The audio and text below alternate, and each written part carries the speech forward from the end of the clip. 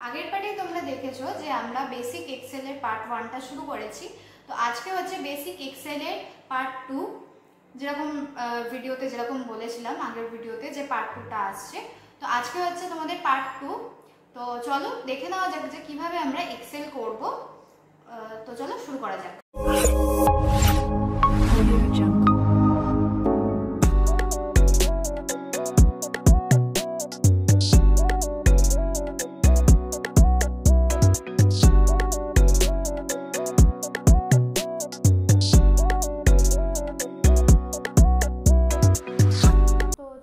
শুরু করা যাক আজকে নতুন টপিক এক্সেলের পার্ট 2। তো এক্সেলটা আবার খুলে নিই, স্টার্ট বাটন বা উইন্ডো বাটন প্লাস আর দিয়ে এক্সেল ম্যাক্সিমাইজ করে নিচ্ছি। আচ্ছা, আমি একটুখানি এর উইথটাকে বাড়িয়ে দিচ্ছি, হ্যাঁ, পরে আমার কাজে লাগতে পারে। ঠিক আছে, এবার আগের দিন তোমাদের কত অবধি করিয়েছিলাম? স্কোয়ার রুট অবধি। আজকে চলো নতুন টপিক শুরু করছি আমি। ধরো আজকে যা ডেট আছে সেই ডেটটাকে ধরো আমি বার করতে চাই, ঠিক আছে? তো সেটাকে কি করে বার করব না, ইকুয়াল টু টুডে দেবো। ইকুয়াল টু টুডে দিয়ে কিচ্ছু করতে হবে না, দেখো এখানটায় তোমাদেরকে সূত্র কিন্তু বলেই দেয়। তো টুডে দিয়ে সিম্পলি আমরা ব্র্যাকেটটাকে ক্লোজ করে দেব, দিয়ে এন্টার দেব। দেখো আজকের ডেটটা আমাদেরকে দিয়ে দিয়েছে। এবার যদি আমি ডেটের সাথে সাথে এখন কটা বাজে সেটাও যদি আমরা বার করতে চাই, সেটাও আমরা বার করতে পারবো। কিভাবে না, ইকুয়াল টু নাও, ইকুয়াল টু নাও দিয়ে আমরা যদি ব্র্যাকেটটাকে ক্লোজ করে দিই, সেক্ষেত্রে কিন্তু আমরা আমাদের ডেটের সাথে কটা বাজে সেটাও কিন্তু আমরা পেয়ে যাব। এবার এর মধ্যে থেকে ধরো কত মিনিট হয়েছে সেটা আমরা দেখতে চাই, কি করে করব? তার জন্য সূত্র আছে ইকুয়াল টু মিনিট। দেখো এখানে মিনিট দিয়ে দিয়েছে, দিয়ে নাওটাকে সিলেক্ট করতে হবে, সিলেক্ট করে ব্র্যাকেট দিলাম, দিয়ে এন্টার 11 মিনিট। আর যদি মনে করো যে সেকেন্ড বার করবে, সেটাও বার করতে পারো।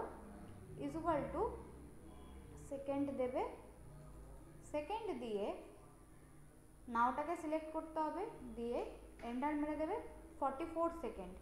এবার তোমাদের মনে হতেই পারে যে এটা কি করে 44 সেকেন্ড এটা কি করে আসলো। চলো সেটা দেখে নিই যে কী করে এই 44 সেকেন্ডটা আসলো। কারণ মনে হতেই পারে, কারণ এখানে তো তোমাদের মিনিটটাই দেখাচ্ছে, তাই না? সেকেন্ডটা তো আর দেখাচ্ছে না। তো এন্টার করলাম, এটার উপর সিলেক্ট করে দেখো আমাদের হোম ট্যাবেই আছে হচ্ছে ফরম্যাট। ঠিক আছে, ফরম্যাটে গিয়ে করতে হবে ফরম্যাট সেল। ফরম্যাট সেলে গিয়ে এখানে দেখো টাইম বলে একটা অপশান আছে, টাইমের উপর ক্লিক করে যদি, আর অনেক সময় কি হয় না, ডিজিটাল যে টাইম, ডিজিটাল যে ক্লকগুলো হয় সেখানে কি না 12টার পরে যেহেতু আমাদের একটা হয়, তো একটাকে 13টা লেখে, মানে 13, এবার 14-15 করে করতে থাকে। ওইটাকে তুমি সিলেক্ট করতে পারো। আদারওয়াইজ তুমি এখানে যে আমরা দেখি যে একটা, দুটো, তিনটে এইভাবে যে আমরা হিসাব করি, সেইভাবেও তুমি করতে পারো, যেটা তোমার ইচ্ছা হয়। ধরো আমি এটাই সিলেক্ট করলাম, করে ওকে করলাম। দেখো এখন কটা বাজে, 2:12:03। এবার যেই আমি এটাকে চেঞ্জ করলাম, দেখো এই দুটো কিন্তু চেঞ্জ হয়ে যাবে। তার মানে এর থেকে তোমরা কি বুঝতে পারলে না, এর থেকে তোমরা এটাই বুঝতে পারবে যে আমরা শুধুমাত্র মিনিট ওইভাবে করতে গেলে অনেক সময় ঝামেলার তৈরি হয়। তার থেকে আগে আমরা নাও করে নেব, নাও করে নিয়ে, কারণ এখন যদি আমি হঠাৎ করে তোমাদেরকে মিনিট দেখিয়ে দিই ইকুয়াল টু মিনিট, তাহলে তোমাদের স্বাভাবিকভাবে বুঝতে অসুবিধা হবে যে এই মিনিটটা আবার কোথা থেকে টপকে আসলো। তো তার জন্য তোমরা কি করবে, আগে তোমরা নাও করে নেবে, নাও করে নিয়ে সেখান থেকে তোমরা মিনিট আর সেকেন্ডটা ইজিলি বার করে নিতে পারো। ঠিক আছে, আচ্ছা এবার কি, আমি ধরো এটা কত মাস সেটা আমরা কি করে বার করতে পারি, কারণ অনেকের মনে হতেই পারে যে সে এক্সেল দিয়ে এটা কত মাস চলছে সেটা বার করবে। তো কি করবে না, ইকুয়াল টু মান্থ লিখবে। ইকুয়াল টু মান্থ লিখে তারা টুডেটাকে সিলেক্ট করবে, সিলেক্ট করে ব্র্যাকেট ক্লোজ করে দিয়ে এন্টার দিয়ে দেবে। দেখো এটা 4 দিয়েছে, কারণ এটা এপ্রিল মাস, তাই জন্য কিন্তু এখানে 4 দিয়ে দিয়েছে। ঠিক আছে, আচ্ছা, তো এটা বুঝতেই পারলে মান্থটা কীভাবে করলাম আমরা।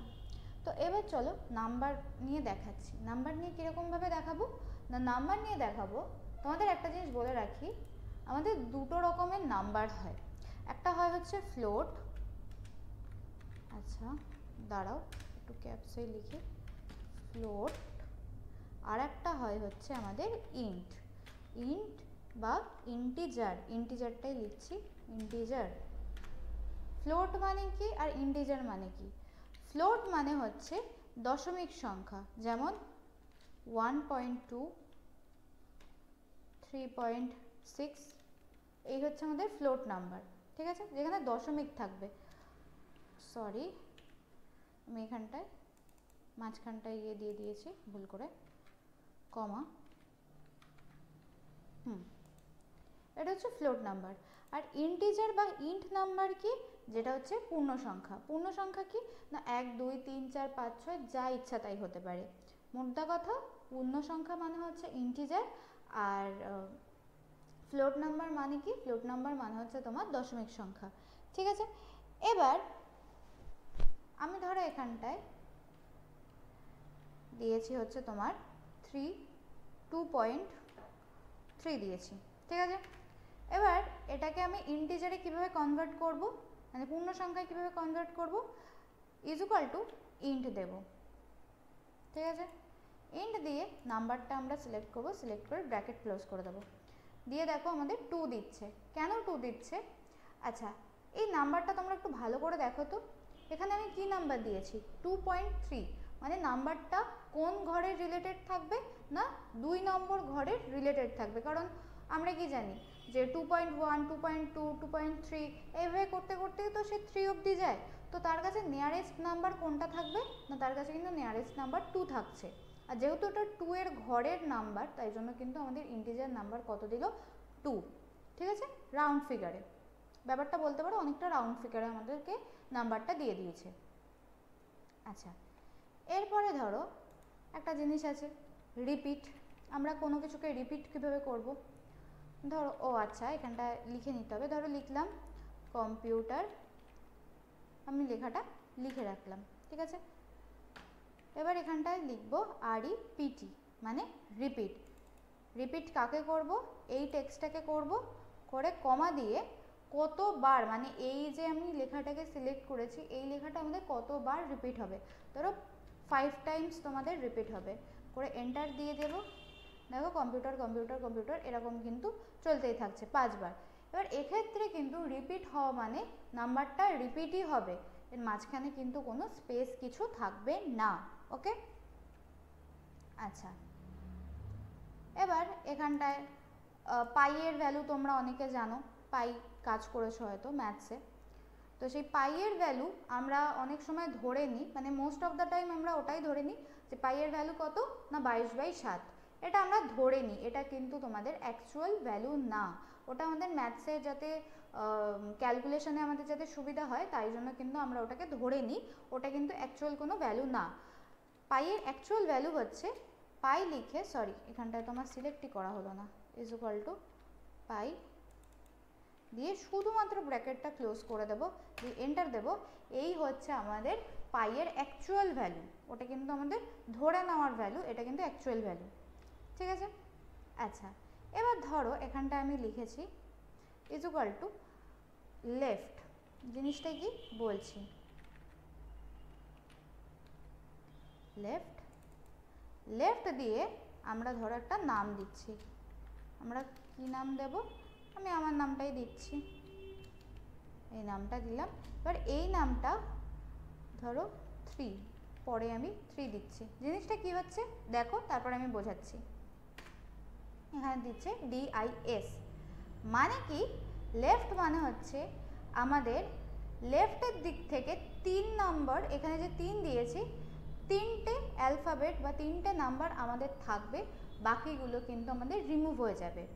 ঠিক আছে, মানে 3 ঘর অবধি ও রাখবে লেফটের দিক থেকে, রেখে ও বাদ বাকি সবগুলোকে ও রিমুভ করে দেবে, মানে এক্সেল রিমুভ করে দেবে। এবার এই সেম জিনিসে যদি আমরা রাইট করি, ইজ ইকুয়াল টু রাইট করে তোমার দিয়ে দেব দিশা, দিয়ে ধরো দিলাম 2, এন্টার। মানে রাইটের দিক থেকে দুটো ঘর রেখে, মানে দুটো অ্যালফাবেট রেখে ও বাদ বাকি সবগুলো কিন্তু রিমুভ করে দিয়েছে। ঠিক আছে, বোঝা গেল? এবার আমরা ভাগ করব। ধরো এখানটায় দিলাম আমি কোশিয়েন্ট দিয়ে ধরো দিলাম কত না 10 দিলাম, তারপর দিলাম ধরো 2, আমাদের কি আসলো 5। কোশিয়েন্ট মানে কি? কোশিয়েন্ট মানে হচ্ছে তোমাদের ভাগফল। ঠিক আছে, আর ভাগফল দিয়ে এখানে যে 10টা দিয়েছি, 10টা মানে কি 10কে আমরা ভাগ করব এবং কমা দিয়ে কি দিয়েছি 2 দিয়েছি, মানে কত দিয়ে আমি ভাগ করব 2 দিয়ে। তাহলে 10কে 2 দিয়ে ভাগ করলে কত থাকছে না 5 থাকছে। 5 মানেই হচ্ছে আমাদের কোশিয়েন্ট বা আমাদের ভাগফল। ঠিক আছে, এবার আসছে হচ্ছে আমাদের mod, is equal to mod দেব। মড দিয়ে যদি আমরা ধরো যে কোনো একটা নাম্বার দিলাম, ধরো 12 দিলাম, দিয়ে কত দিচ্ছি না ধরো 3 দিচ্ছি, এন্টার দিচ্ছি, দেখো আমাদের 0 দিচ্ছে। কেন না মড মানে আমরা কি জানি? মড মানে জানি হচ্ছে ভাগশেষ।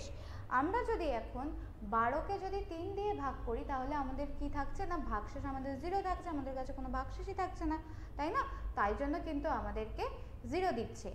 এবার এখানে ধরো আমি দিচ্ছি 25 দিয়ে কত দিচ্ছি 4,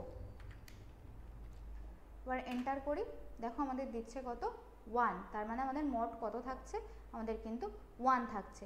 ঠিক আছে, কারণ 4 6 আমাদের 24, আর আমি ওখানে 25 দিয়েছিলাম, তাহলে আমাদের যদি বিয়োগ করি তাহলে কত থাকছে? লাস্টে 1 থাকছে।